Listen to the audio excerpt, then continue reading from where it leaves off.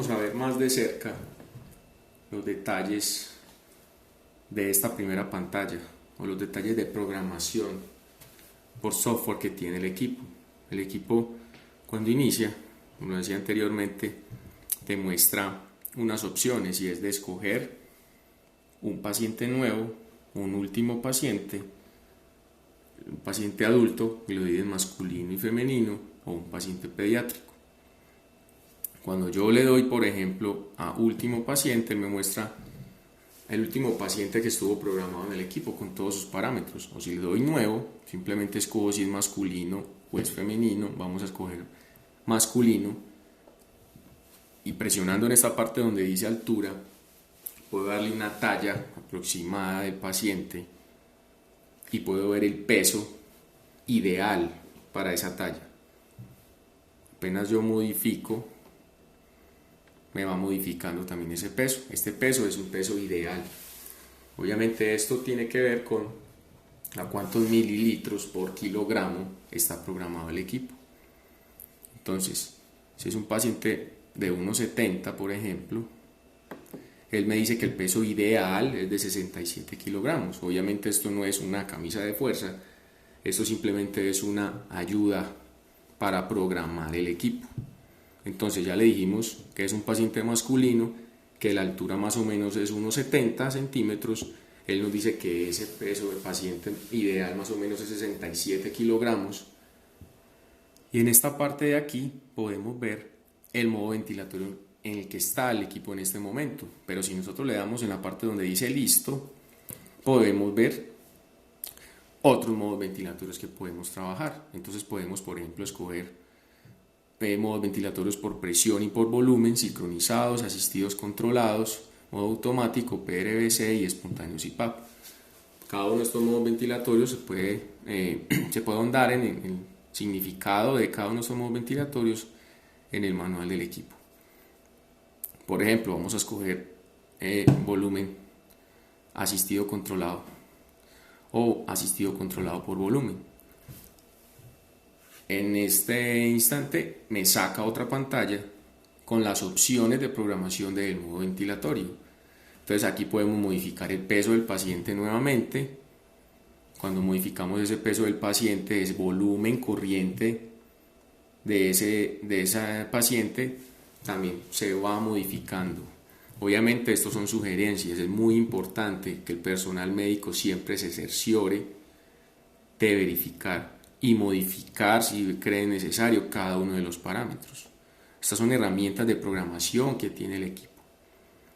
Entonces podemos modificar el volumen tidal o el volumen corriente, podemos modificar el tiempo inspiratorio, podemos modificar la frecuencia, el PIB, el porcentaje de FiO2, podemos programar el tipo de disparo. Este es un equipo que tiene sensibilidad, es un equipo que tiene soporte de apnea para el paciente según el modo ventilatorio. Entonces esa sensibilidad o ese disparo puede ser por flujo o puede ser por presión. Y según si es por flujo o presión, también podemos modificar el valor en esta parte. Como estamos ventilando por volumen, el equipo también tiene una presión límite por seguridad, que es esta parte de aquí. La ventilación puede ser de manera invasiva o no invasiva. En la parte donde dice mask, si la queremos hacer de manera invasiva, mask está apagada, o si la queremos hacer de manera no invasiva, mask debe estar encendida. Es muy importante verificar cuando estemos en funcionamiento todos estos parámetros antes de iniciar la ventilación, y si algo no está funcionando bien o creemos que no está funcionando bien, debemos revisar estos aspectos de la máscara, porque sucede mucho que tenemos una ventilación por medio de tubo endotraqueal y tenemos la máscara encendida, entonces el equipo no va a ventilar de manera correcta. La máscara debe estar apagada. Entonces, en cada uno de los modos ventilatorios encontramos todos los parámetros que podemos programar y tenemos un modo muy específico y muy utilizado para transporte, que es el modo auto, que es un modo para iniciar la ventilación. Y es si yo conozco o calculo más o menos la talla del paciente, el equipo me ayuda a dar el peso ideal y yo solamente le digo al equipo si lo voy a ventilar por volumen o por presión, si lo voy a hacer con máscara o sin máscara, y puedo iniciar la ventilación. Este es un modo de inicio de ventilación. Obviamente después de que el paciente ya está siendo ventilado, es muy importante que el personal médico verifique en qué modo ventilatorio lo van a seguir ventilando. El equipo tiene varias herramientas de monitoreo, valores de monitoreo que podemos ver aquí. Cada uno de ellos me da datos muy importantes. Por eso el equipo es denominado de cuidado intensivo transportable, porque si tenemos un paciente que está en una unidad de cuidado intensivo, debe ser trasladado a algún otro lugar. Este equipo, por los modos ventilatorios y por todo el monitoreo que tiene, nos da la certeza o la seguridad de que el paciente no va a ser ventilado de una manera distinta y vamos a evitar complicaciones con el paciente. Podemos medir la presión plató, la presión pico, la presión media, la presión de pausa. Podemos medir el PIB alto y el PIB bajo, porque es un equipo que puede tener B-level.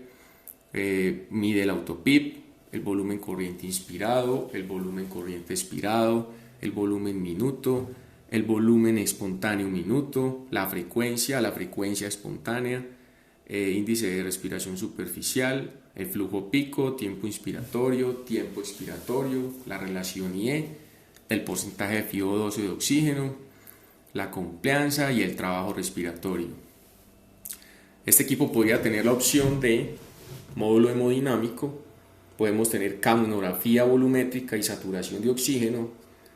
Son opciones, si son solicitadas estarían incluidas aquí y ya se activaría o mediría la tabla número 2, que es donde podemos ver todos los datos de frecuencia en saturación de oxígeno, de ritmo en saturación de oxígeno o de pulso en saturación de oxígeno, capnografía porcentual y lo más importante en ventilación, que es la capnografía volumétrica, volumen inspirado de CO2, volumen expirado de CO2 y volumen minuto de CO2.